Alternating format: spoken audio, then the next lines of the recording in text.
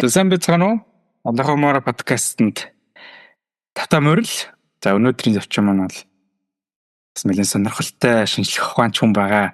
Энэ түрүүнд манай сонсогчдод өөрийгөө товч танилцуулаачдаг уу? Яа, намайг подкастэнд орж оролцуулж байгаа ганцтай баярлалаа. Тэгээд намайг Анар гэдэг. Миний мэргэжил бол нано шинжлэх ухааны инженер төлбөр төгссөн. Нано технологи инженер гэж явдаг. За яг одоогоор хийж байгаа ажил маань хэмээн Science Cafe-гийн хамтран үүсгэн байгуулагчдын нэг. Яг гүйцэтгэх захирлаар өдөр тутмын ажил салт маань ингээд өрнөд явж байна. Зөвхөн 2 жил гараа. Ямар гоё юм бэ те. Яа. Анараас хамгийн түрүүлж асуух асуултууд нано технологи гэж яг юу вэ гэдэг зүйлийг те манай сонсогчдод нэг ойлгомжтой тайлбарлаад өгөөч. Энэ амар хүмүүсийн аягуулхны хаанчтай сонссон үг байгаа шүү дээ, мэддэг юм шиг. Тэгээд энийг юу гэх хэнийг мэдээж аудиогоор сонсч байгаа юм чинь юм гоё нүдэн дотор юм гоё төсөөллийн ертөнц бүрдүүлмээр л ер нь нано хэмжээ гэдэг нь юу юм бэ гэхээр бид нар чинь бол метр, сантиметр, миллиметр энэ чинь мэдсэн мэддэг шүү дээ. Ингээ шугам тавьж байгаа л чи 1 мм, 2 мм гэд. Тэнгүүд бидний одоо ингээд өсний нэгэн ширхэг маань өөрөө 1 мм аваад шүү дээ. Энийг дахиад 100 сая хуваасантай тэнц хэмжээс нь өөрөө нанометр гэхгүй юу? Бид нар яг зөв нэг ширхэг үсээ зовж харна шүү дээ. Ер нь бол яг сайн бас харж чадахгүй. Тэгэхээр тэрийг 100 дахин хуваана гэж юм батар жижиг болчихж байна шүү дээ. 100 мянга дахин хуваана. Тэгээ ингээд яг тоогоороо бол 1 метрийг 1 тэрбум хуваасан хэмжээ байхгүй 10-ын хасах. Тэгэхээр 10-ын хасах гэдэг бол мэдээж бидний нүдээр бол шууд харагдахгүй. Заавал ямар нэгэн спектроскопийн арга зүүнстайгаад гоё багаж танигдөхөөр нь хөгжихийн хэрээр илүү энэ салбар хөгжиж бий болоод явж байгаа. Тэгээд энэ бол юу гэх юм ганц математик биш хим ч юм уу физик биологийн одоо хоёроосоо биш маш олон энэ шинжлэх ухааны салбаруудын нэгдэл эдгээрийн одоо ер нь бол сүүлийн одоо хөгжил одоо хэрэглээтэй холбогдоод хөгжиж яваа технологийн их салбар зөвлөх юм аа. За баярлалаа. Сая сонсогтол ойлгомжтой үнэхээр бас нүдэнд харагдахаар тайлбарлаж өгч сонсоод байж байхдаа нэрээ бас хатанд төсөөлөд байлаа. Яг шинжлэх ухаанч одоо бид нар би гэхэд одоо нийгмийн шинжлэх ухааны юм. Тий. Байгалийн шинжлэх ухааны хүмүүс одоо ингээд яг хол ингээд жоох байгалийн шинжлэх ухаанаас хол байдаг шүү дээ. Амьдрал өдөр тутамдаа бид нар ингээд ойрхон байдаг ч гэсэн яг өөрсдөө ер нь бол юу болоод яг яаж хэрэглээд яаж хэрэгцээнд ороод байна гэдэг зүйлийг за миний хувьд бол яг нано технологи гэхэд ерөөс ингээд буухгүй байгаа. Тэгвэл яг бид нар ингээд амьдралдаа нано технологиг яаж ашиглаж чинь биднэрт яг ямар хэрэг болж байна гэдэг талаар. Яа, энэчтэй ингээд жоохон заамга хараач юм эсвэл хаяа ингээд жоохон уйд хараач юм заавал нэг сонирхож уушдаг бүр сэдвүүд байхгүй. Тэгээ бүр яхан бол мэдээж дуусах шүү их. За хамгийн сонирхолтой хамгийн наадах юм бидний амьдралд хамгийн шаардлагатай зүйл гэж байгаа анагаах ухаан шүү дээ. Анагаах ухааны нэг амар супер судалгаа нь яг нэлээ бараг яг хэмжээний наад шатн дээр ерөөхдөө нэлээ судлагдаа явж байгаа одоо амьтад дээр одоо туршигдаад явж байгаа. Тэр маань юу вэ гэхээр ийм хүргэх систем буюу англиар drug delivery гэж байгаа.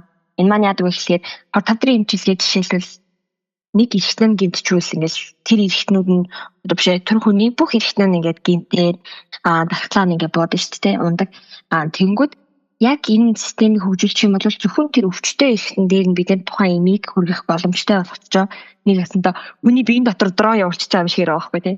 Маш жижигхэн нано партиклууд явчихж байгаа. Ийм гайхалтай зүйлсэн байна тий. Ерөөсөө одоо бүр ингээд л ойлгож штэ. Ямар маш юу гэмэрэмтэй. Тэг хавдрыг бол тэгж л ойлгохоос босод ингээд эргэтнэр үгээ тий ингээд тархацдаг. Түүнийг нь яг тэнд нь ингэж хязгаарлалт хийж байна гэдэг ч бол эрүүл мэндийн салбар ер нь бол хэрэгтэй зүйл байсан байна. Тэгээд дахиад нэг энгийн бас нэг жишээ заяа. Бүр энгийн жишээ. За бидний таньдаг мөнгө гэдэг элемент биш үү? Мөнгө. За мөнгийг бол бид нэр одоохондоо хэрэглэхдээ гоё эмэг зүйлд бөгж, мөнгөн аяг, мөнгөн бугуйчтэй одоо юу гэдэг нэг тийм хэрэглээтэй гэж төсөөлдөг те.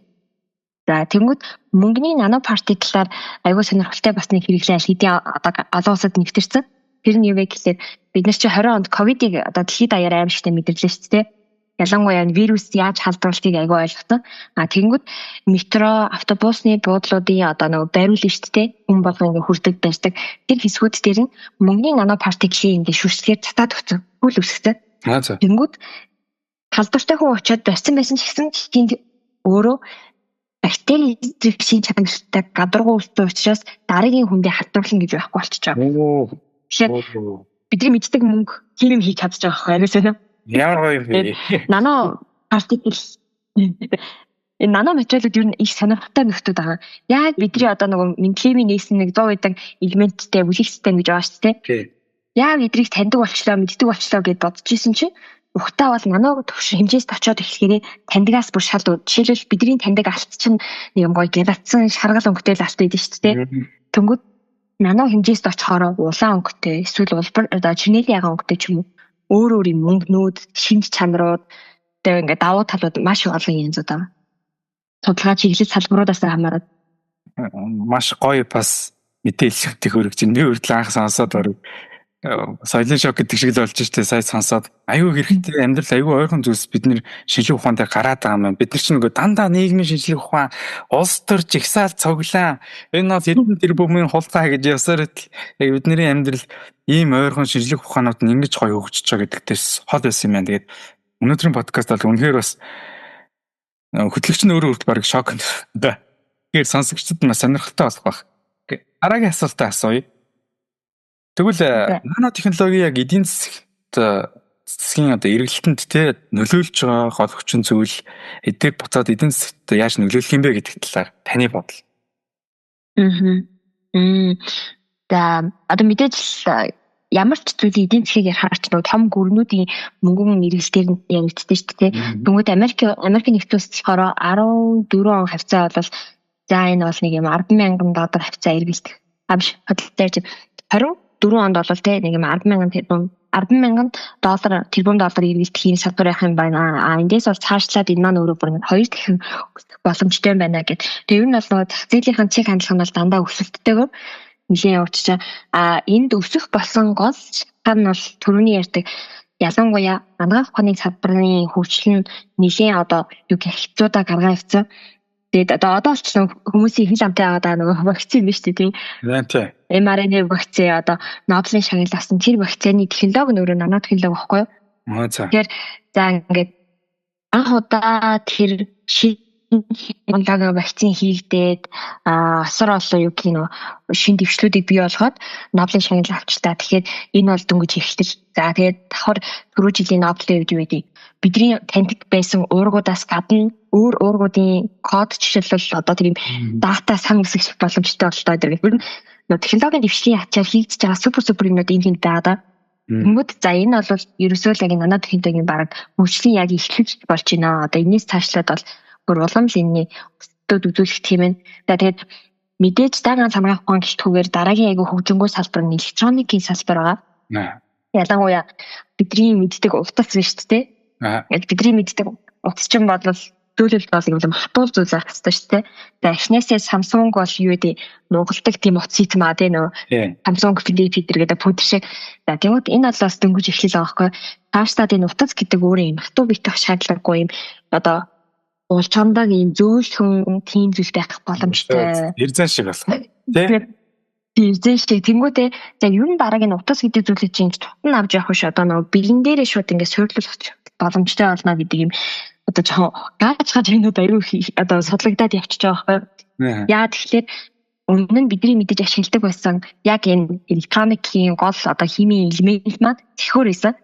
Энэ ч учраас нөгөө Америкийн нэгдсэн улсын хамгийн лаглаг стартапууд гарч ирдэг гадрын зэхүүрийн үндэ гэж нэрдэг шүү дээ. Филоксифтэй гадар. Тэнгүүд одоо болохоор ер нь энэ зэхүүр чи одоо өөрийнхөө бараг нөгөө хийж чадах зүйлийг хийгээд ингээд үеийн өнгөрөөчлөө. Тэгвэл энэ зэхүүр гэдэг элемент маань өөрөө органик биш материал.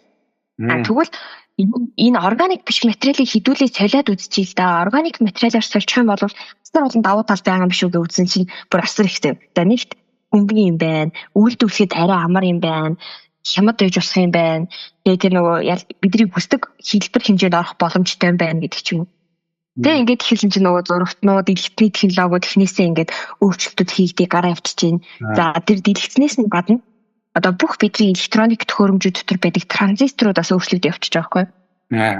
Тэгээд ер нь бол хаашлаад энэ салбар чиглэлээс бас нэлээд өснө. Тэгээ Монгол улсад ч ихсэн хөгжих бүрэн боломжтой. Бид нар харин одоо яг заавал нөгөө хүнд машин хоног төхөөрөмжтэй үйлдвэрлэлээр бусад орнуудыг гүйцэн гэдэг амбицаас илүү за яг бид нар энэ чиглэлийн технологио барьж аваад одоо юу гэдэг хөгжлийг арай урдаас нь ингээд анаад ингээд байж байгаа бол бүрэн боломжтой харагдаад байгаа байхгүй тий. Адилхан судлаачтан байна хийх боломжтой одоо хүмүүс нь эхнээсээ ингээд бүрдээд явж байгаа гэдэг утгаараа Хэзээ бас аюу готлаас нарч шүү. Анарын Facebook-ийг ингээд сториг нэх үзнэ. Тэгэл анар ийш тийшээ улсаар их гадны усаар их томилтоор л явд юм шиг. Тэгээд тэрний хийгээд байгаа туршилтуудыг хараад тахаар их сонирхолтой санагдаад идэг. Ер нь сүүлийн үед ямар улсаар яваад ямар тийм туршилтуудыг хийгээд гоё туршлага судлаад ирв. Энэ талаараа нэг хуваалцаач төхөө. За тийм энэ 25 харин аягүй гоё одоо шийдэг хийж байгаа ажил зүйлсээр гоё олон улсаас явах боломжууд их гоё бүрдсэн. Тэгээд 2 сарын үед болохоор Европын орнуудаар яваад ирсэн. Ялангуяа Бельгид очиод хуралдаар орж ирсэн. Тэгээд Европт очиод яг Европт яг энэ Science Cafe ер нь байд юм уу гэдээ үзэхээр байгаа. Гэтэ яг Монгол байдаг маань өөр. Монгол бидний ярьж байгаа нь болохоор ерөөсөө заавал бид нар шинжлэх ухааны хүмүүстэй холбох гэсэн илүү тэгээд ерөөсөө шинжлэх ухаанд дургуйч байсан хамаагүй дуртайсан ч хамаагүй хизээд хүрээд ирэхэд нийтдээ ухтаад авдаг орон зай орчин нь байя. Тэгээд тэр цагт нэг сонирхолтой хүн ингээд гоё сониуцсаар нь өдөөгчтэй хүн бол цаашлаа суралцах хавцтай дахиад манад ирнэ зүйлдээ тэгээд одоо баг манай баг хамт олын нэг хэсэг болоо явж байгаа байхгүй. Тэгэхээр Европт бол яг л миний анх энэ Science Cafe гэдэг нэрийг өгөөд судалж байсан үедээ яг л адилхан ерөөсөө цуврал ивентүүд илээ. Яг л судлаачид нь одоо улсын судалгааны ажлыг танилцуулдаг олон нийтэд тийм цуврал ивент. Тэгэхээр Монголд бас нэг бид нэр арай өөр аргаар үзэж байгаа юм бас нэг гоё том давуу тал юм болов уу гэж харсан. Манай дээр дутагдж байгаа юм бол их байхгүй санагдаж байгаа.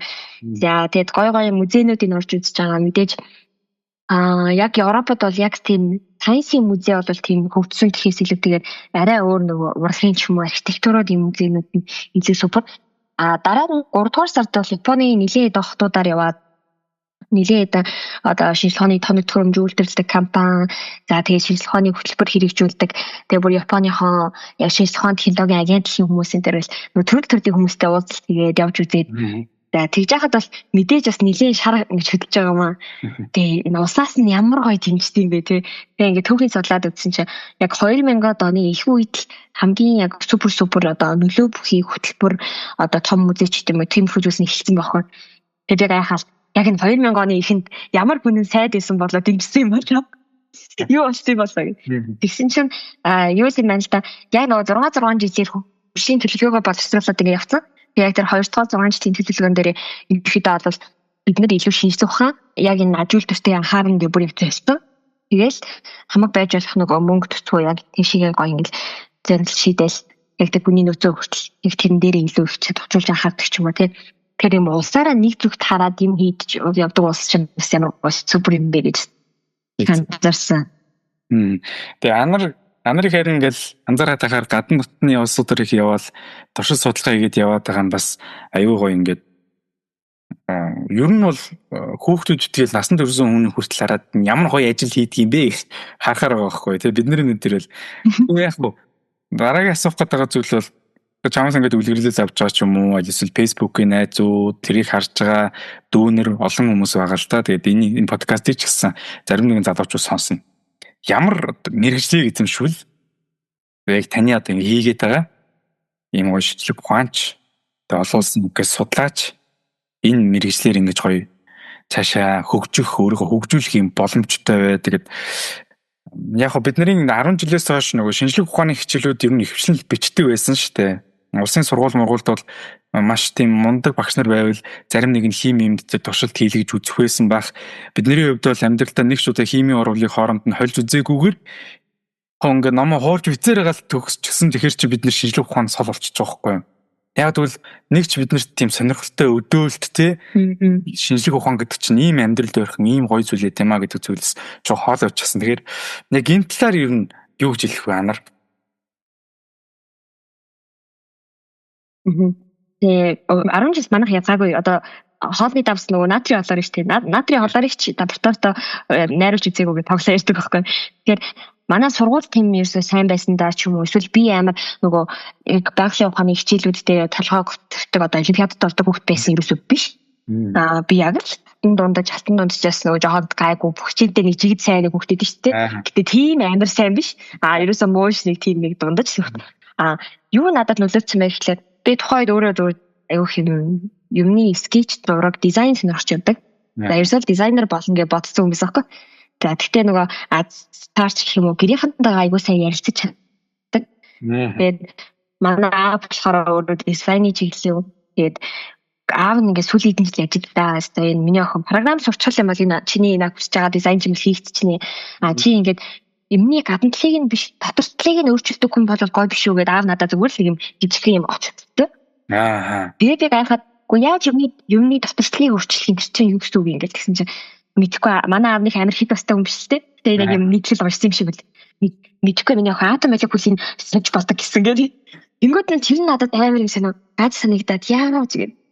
Тэгээ би өөрөө тухайн үед нэг өөрөөс жоохон англи хичээж сурдаг байсан боловч тэр юм айгүй их ингээд тийм нийтлэл юмнууд уншаад ваа манай технологи ийм гоё юм бид юм ингээд 11 дугаар ангид аах мэдээд тэгээд ерөөсөө л за энэ юу эргэлт боцлохоо би гоо шинжлэх ухаанаар явна гэдэг өөрөө бүр яг дурлаад энэ тэнхийн хүн амьтыг яриа хийж хам бол очиж сонсдог, дэрж уншдаг тэгээд яг айдал хөөрөө ойлгочихгоо л гэтээ нөгөө амар их бодлого бодож амар томьёо цэжлэг хийх зүйлүүдээр дотор амар төсөөлдөг гэсэн төсөөлөл амар гоё ингээд хүнийг улам дурдуулаад идэг. Тэр сайн төсөөлж явах хэрэгтэй юм шиг санагдчихаа. Тэгэд би бол одоо ч гэсэн ингээд энэ тийм 10 жилийн хүүхдүүдэд очиод их яриа хийдэг байхгүй чадлаараа. За тэгээд яриа ихтэй миний зүгээр ганц одоо жоохон өвдөг миний зүгээс зөвлөгөө гэх юм бол байгалийн ухаанаар бид нэр ингээд ер нь бактерийн суурьад явчих юм бол нэг хаалганы үнцэг гэх юм бол 180-аар нэгдэх боломж байна тий. Чи ингээд мундаг байгаад цаашдаа юу гэдэг бизнесийн чиглэлээр явлаа гэд бизнес удирдлагаар чи магистраа хамгаалчих болно. Ер нь ингээд нөгөө дараагийн магистрийн төвшөндөө чи яг нийгмийн салбар руу хүмүүсийн салбар руу ороо явах бүрэн нээлттэй байгалийн ухаанаар явснараа тэр нөгөө хитэн айгуу чухал ур чадварууд шүү дээ. Олон талын нэгт одоо мэдхийн жоохон хөөсөрийн айгуу сайжруулчихж байгаа. Хоёрт нөгөө шинжлэх ухааны хүмүүс чи шууд нэг юмд итгэх кейс гэдэг нэгэн ингээд нөгөө аналитик юу хүлээж авах хүмүүс болцсон байдаг те. Яг нэг их ядаж л их сурвалжийг нь хайна, логик гаргалгаануудыг нь хайна, нэлээ өөрөө тунгаад шүүж бодно гэдэг ч юм уу. Яа тэгэхээр лабораторид олон туршилт хийсээр байгаа. Ер нь яа тэгвэл эн чинь юм байгаамаас тэр чинь юм байгаамаас эн чинь байгаа гэдэг ч юм уу. Бүр нөгөө энэ системтэй жоохон юм гээд бодоод сурсан хүмүүс их харагдаад идэг. Тэгэхээр нэг энэ ур чадваруудыг юу гэх юм заавал чи одоо энэгээр төгсчөөд мундаг биологоор яв, мундаг физикээр яв биш. Энэ сэтгэлийн нэг ур чадварууд аягүй чухал юм байна гэж юу нэг ажилласан. Тэгээд миний хувьд бол аль болох таад маань байгалийн ухаанаар юу нэгээр суралцчихаа ингээд ажиллахтаа чухал биш. Тэгээд одооны 10 жилийн хүүхдүүд тэгээд одооны ч ихтэй маш олон хүмүүс ингэ санаа зовдөг шүү дээ. Би одоо ингэж зөвхөн физикчээр сурч хаар чинь ажиллах газар байхгүй, цалин байхгүй, юу байхгүй гэл. Тэгэхээр тэрийг ерөөсөө бити бодоод тэрийг суралцж байгаа явцад сурж авах, олж авах эрдэм мэдлэг ур чадвар бол бүр ханаас ч олж тахааргүй маш олон үнэтэй зүйлсүүд байгаа. Тэгээд дараагийн зам мөр бол маш гоё нэгддэг. Тэгээд чи өөрөө академик хүн болмоор хам бол энэ дэлхийд даяарчид өөр магистр докторийн тэтгэлгүүд байна. Хүссэн улс руугаа явж болно. Чи эсвэл гоё одоо над чиг жоохон академик юм атур хаяад тий жоохон entrepreneur хүн байна гэж шийдэх юм бол одоо бусад нийгмийн салбараас гарч ирж байгаа стартапыг эхлүүлж байгаа хүмүүстэй харьцуулах юм бол чамд аваа тал байгаа тий. Тэгэхээр юу гэх юм өөрөө хаана хин болж юу хийж амаар гэдэг нь өөрөө нь тодорхойлно шүү дээ. Тэгэхээр одоо эргэн тойрны аав ээжийн хамаатан сад нийлж байгаа ажлын байр авахгүй хэлэнгүү өдөржүүлдэг боломжтой. Юу ер нь цаашдаа амар чухал болох юм бэ? Тэгээ ялангуяа одоо сүүлийн үед химэл оюуны энэ хурцтай хөгжилт бид нар бас мэржил гэдэг зүйлийг аягүй сайн дүүж сонгож шийдэхгүй бол одоо би яг нэг салбарыг нь ерөөсөө муулмаар байна л да. Гэтэ яг хин нэгэн цэгийн ярилцаж одоо зөвлөгөө өгдөг сэтгэлзүйч юм уу одоо сэтгэлзүйчийн их одоо зөвлөгөөний тагууд чинь наад захын ChatGPT-тэй баг орлогдож хэлэх гэдэг шүү дээ. Ашиглан хүмүүс. Нөгөө юм чинь гэж ChatGPT-ийг бичихтэй. Тэгээд аль болох цаашаа нөгөө технологиг жоохон удирддаг, технологиг өөртөө бүтээдэг, ашигладаг тийм нөгөө ур чадварт бид нэр суралцахгүй бол хэрэглэгч төвшний олон хүмүүс бий болоод ах юм бол нэг л өдөр солигдчих واخ гэдэг. Яг зүйтэй. Анараас аюу зөв өнцгөөсөн яг миний асуух гэдсэн өнцгүүдээс нь сая бас ярьчихлаа. Тэгээд яг хуу мэрэгжил сонголтод хамгийн их хүүхдүүдэд айгаад байгаа зүйл чинь мэрэгжил ингээд илүүд ч гэсэн мэрэгжлэл ингээд сонгоод байна. Нөгөө л нэг хуульч багш. Тэгээд Монголд юу хэрэгтэй нэг Монголд дэд бүтэц маш сайн байх хэрэгтэй байна. Монголд шинжлэх ухаан маш их хэрэгтэй байна. Тэгээд тэр мэрэгжлийг сонгох гэхээр энэ Монголд хөгжөөг болохоор би буцаад цалингүй.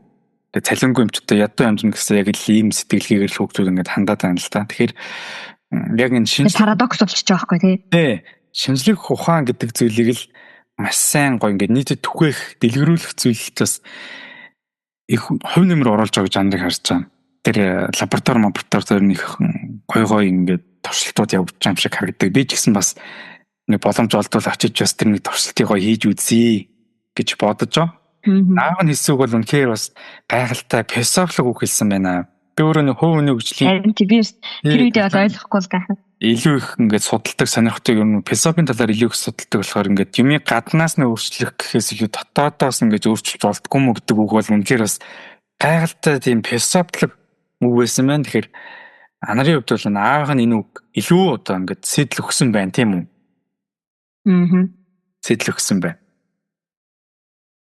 Яг ер нь бол мэрэгжил дээр бол би бол юу гэх юм ямар нэгэн 10 жилийн цогцож байгаа бол ерөөсөө бити санаа зовоо зүгээр уран гэдэг зүйлийг шийдчих те. Чи яг сурч чадах уу? Яг ингэ сурахад би бэлнэ үү гэдэг тэр яг би суралцаж чаднаа л гэдгийг хүн шийдсэн байхад яг үндэ юугаар сурсан байгаа нь юусаа хамаагүй.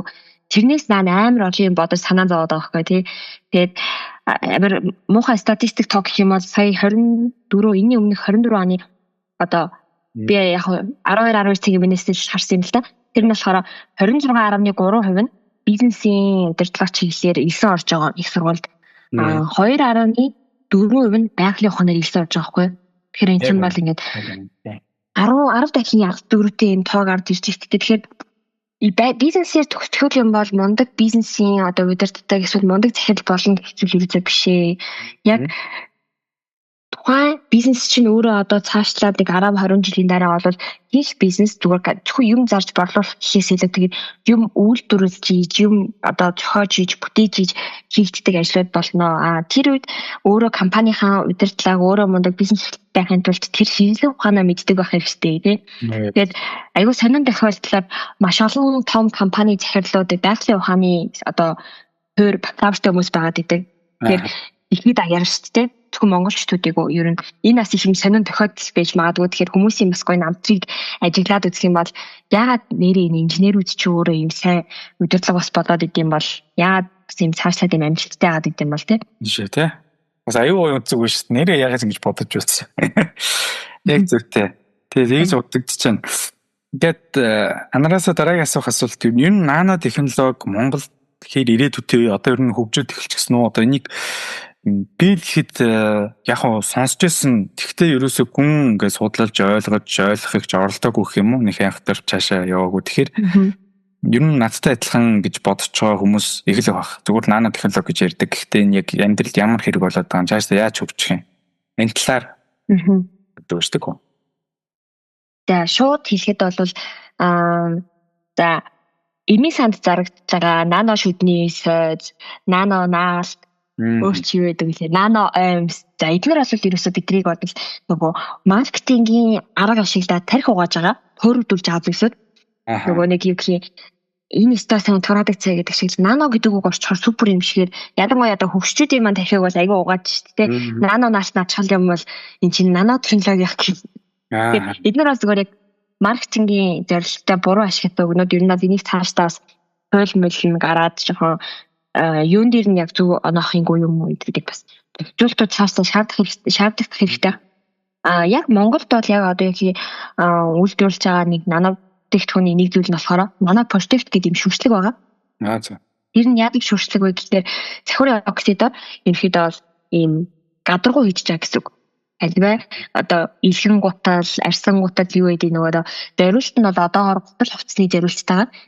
Тэгээд энэ гадаргуу маань яадаг вэ гэхээр одоо лотос гэдэг цэцэгнээс ийм санаа авч хийсэн мэдээж нөгөө дэлхий дээр байдаг бүтээгдэхүүнийг л Монголдо дөрөж оруулж байгаа шүү дээ. Тэгээд дэлхийн нано технологиудын бас зарим санаанууд нь байгаль хийсээ санаа инспирэшн авдаг байхгүй. Тэнгүүд GLaDOS гэдэг цэцгийн дэлбээ маань өөрөө ямар ч юм нөгөө одоо усанд нордоггүй юм байна л да. Нордоггүй гэдэг энэ үзэгдэл нь их сонин одоо яг одоо ойрын идүүд бороо орох юм бол таад ингэ сайн ажиглаарай.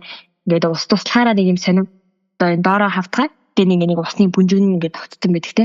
Тэгээ явандаа тэр чинь нэг юм усны туслан тогтож үлдээд нэг юм загалтаа заваарчдаг те. GLaDOS цэцгэн дээр болохоор тэгхгүйгээр яг нөгөө усны тусал маань бүх бүрийнхөө буугаад тэгээд ингээд өнхрөөд явчихдаг гэсэн. Юусе тэн дээр ингэж одоо норж үлдээдгүү. Энэ маань өөрөө одоо супер гидрофобгүй юу? Юусе юм наалдаж үлдэхгүй юм гадаргуус авчих байхгүй. Тэнгүүд яг энэ бүтээгдэхүүний хэрэглээ нь жишээлбэл одоо маш гой цагаан пүүз өмсцөө 100-ны өдөр явж ийсэн. Аимшигтэй бороо орлоо. Шавар шавхаагаар ингээд туулахыг орон тий. Нөгөө цагаан пүүз хайран бисээ. Яг тэр үед манай бүтээгдэхтэй цэцэн байх юм бол тэр цагаан пүүз цав цагаанаар үлднэ л гэсэн морохгүй. Тэгэхээр энэ бол аль хэдийн зарагдаад хэрэглээнд ороод бүгд ахаад тэр брэнд нь шинжлэгдээд бас явж байгаа. Яг энийг бол анх Монгол технологист нь манай профессор Ганзарог гэдэг багш маань идэг. Тэгээс энэ сүүлд брендинг шинжлэгдээд бас хийгдээ явж байгааднаас амар баяртай байгаа. Монголд нэг ч гэсэн гоё энэ технологи нь ингэж өргөжлээд улам яваасаа гэж хүсдэг. Яг одоогоор бол яг ийм бүтээгдэхүүнүүд байна. Цаашлаад бол юу гэх зөвхөн нано бүтээгдэхүүн гэдэг чинь нөгөө өдөр тутмын хэрэглээ гэхээсээ гадна одоо супер хэрэглээнүүд байх боломж байгаа байхгүй. Эдийн нано паудер гэдэг одоо ийм судалгааны ажлыг бас маш энгийнээр тайлбарлах юм бол одоо би бол хамаагүй датаг нь хэлж болохгүй шүү дээ. Тэгэхээр зөвөр юм жишээлээ тайлбарлах юм бол одоо бол бид нэр цэцгийн хүдрийг маш их хэмжээгээр гадагшаа гаргадаг те гэл экспортлдог. За тэгэнгүүт зөвөр машингийн жишээ гэх юм бол за нэг одоо юм багооны чиргүүл нэг зис байлаа гэж тоо за тэрийг бид нэг сая төгрөгөөр зарж илаа гэж одоо жишээ авъя төсөөлье. Тэнгүүд тэрний яг тэр том хүдрээрээ биш нөгөө жижигцэн нано нунтгаараа байх юм бол тэр нь өөрөө нэгэн дараа маань өөрөө сая төгрөг хүрэх хэмжээний тийм эдийн засгийн хувьд бол мангар том потенциал таахгүй.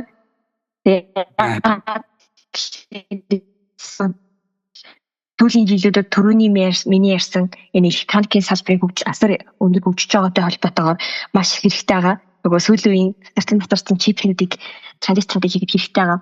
Тэгэхээр уус Монголоос яг энэ шинүүд дээр тийм бас манайх цэцгийн орд ихтэй илээ.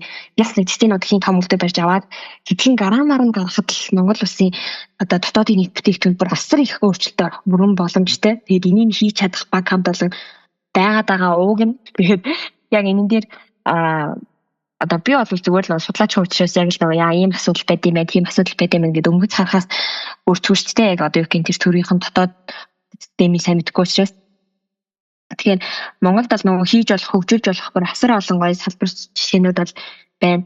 За миний нэг оюутан багтаа сонсч ирсэн бас нэг юм айгуу гоё инспирэшн авч ирсэн хичээд байхгүй. Япон улсад адууны ихэснээс коллаген гаргаж авдаг.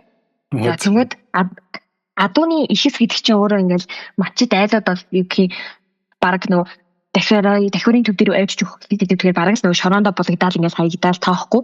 Нэг нь бол юм хог те хог ингээд одоо малаас гарч байгаа хог. Тэгсэн чинь тэрийг нэг хэсэг ингээд Монголын нэг одоо 3-4 өмцгийг таж авдаг цэлтэй болгоод ингээд мэлчтаас ирэнгүүт нь угаад цэвэрлээд вакуумдаад ингээд Японд явуулцдаг. Тэгвэл адууны хэсэг яг мэлчтийг нөгөө нэг авчирч өгөх юм бол нэг 10,000 төгрөг өгье гэдэг ч юм уу те одоо жишээнд. Тэгсэн чинь тэр маань ингээд Японд очсныхон дараа нэг юм жижигхэн умгар өрөөнд биотехнологийн нөгөө чухал хэдэн аппаратуудтай за ингээд нэг синтезлэг ферментацийн дээр бла бла янз янзын нөгөө шилхооны процедурууд нь явсны дараа 500 грамм нэг юм одоо капсул одоо эмийн бистэмшийн савнтдаг монцараас коллаген гаргаж аваад тэр нь одоо юу гэдэг 500,000 төгрөг болдог ч юм уу те нөгөө бараг үнгүү шахуу хаягдаж исэн зүйл маань тэр ийм хөв технологиудыг монгол хүмүүс дэлхийд даяар энэ чинь хийж байгаа яг одоо энэ чинь бол зөвхөн Японд ажиллаж байгаа нэг их чинс кейстэй. Тэгэд яагаад Монголд нь энэ гоё нөөцөнд байхад бид нэр хийж болохгүй гэж бидний хийх боломж бүрэн боломж нөөцөнд байна. Тэгээ ашигын бас Монгол шинжлэх ухааны одоо мундаг судлаачдын маань хийсэн тийм дээрээс гарч байгаа бүтээгдэхүүнүүд бол олон байдаг.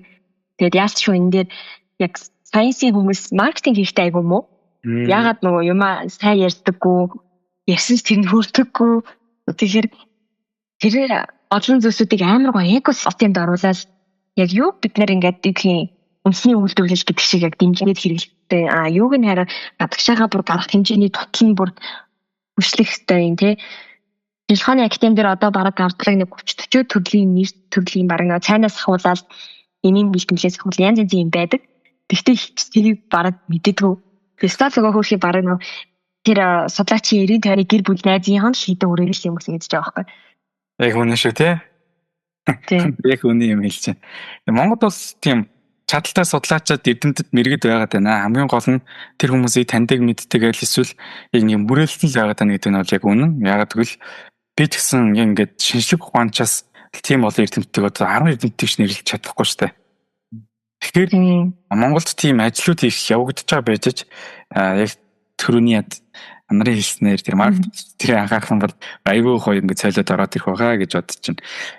За хоёулынх нь яриа ер нь энэ хүрээд өндөрлөж байна. Тэгээд анаас өнөр бас маш гоё мэдээлэл бас мотивац авлаа. Яг тэгвэл хүн ер нь өөрийнхөө сонсоогүй зүйлийг анх удаа сонсоход их баярлдаг тий. Их баярлдаг, хөөрдөг, догдолдог тий. Яг тэгвэл тэрийг анх удаа сонсож байгаа учраас тэр яг хуу нано технологи төр гэж сонсч байсан ч гэсэн гүн рүү н орж бидний амьдралд ийм л ойрхон байсан байна гэдгийг бол нэг айхтарч ухалж үзээгүй юм байна. Тэгээд энийг ойлгуулж өгсөн анартай баярлалаа. Бас сонирхолтой байл. Яг гайгүй ойлгомжтой чадсан болоо. Ойлголоо. Тэгээд анар чи өөрөө аюу итгэвтэй шүү дээ. Та чи бүрс хувийн сургалтанд, хөгжлийн сургалтын дээр илтгэлээр өртөж авчирлээсэн шүү дээ. Тэгэхээр өөрөө бол бас ингээд маркетинг хийчих бүрэн хэмжээний чадамжтай, бүрэн өөрийнхөө хийсэн ажил, шинжлэх ухаан, судлал юу гэдэг энэ бүгдээ ингээд хүмүүс өргөх бүрэн чадамжтай байна шүү дээ. Тэгэхээр цаашдын басан сургалт, судалгаа, тэгээ шинжлэх ухаанч энэ эрдэмийн ажилд нь өндрөөс өндөр амжилт хүсье анартаа. Яа баярлалаа. Баярлалаа. Олон хүнд бас гоё шинжлэх ухааны мэдлэг ойрхон гэдгийг гоё мэдрээсэн. Шинжлэх ухаан гэхээр заавал хэдэн нөхдүүдийн хийдэг уншдаг зүйл биш маш энгийн. Бидний өдөртний амьдралд байгаа тэгээд гоё ярилцаж болдог, хийж болдог. Тэр язгамаа яс манай science cafe дээр заавал нэг энэ яриаг сонссон хүмүүс байл ирээд үзээсэй. Тэгээ шинжлэх ухаан бол зөвхөн нэг тодорхой тооны хүмүүс биш гоё олон нийтэд хүн болгонд хамааралтай, хүн болгоны хідээч сурч бодох зүйл шүү л гэж хэлмээр байна. Ягцсан. За баярлалаа. Бас их сонирхолтой мэдээлэл хүргэлээ. Science Cafe-т нь бас би өөрөө ч гэсэн очиж хүсэж байна. Болж игэл бас нэг хэдэн 10 жилийн хүүхдүүдийг аваач ч юм уу те. Бас энийний бас мэдээлэлт илүү гоё нэмэр болох үүднээс оролцоотой байна гэж бодож байна. Баярлалаа. Баярлалаа.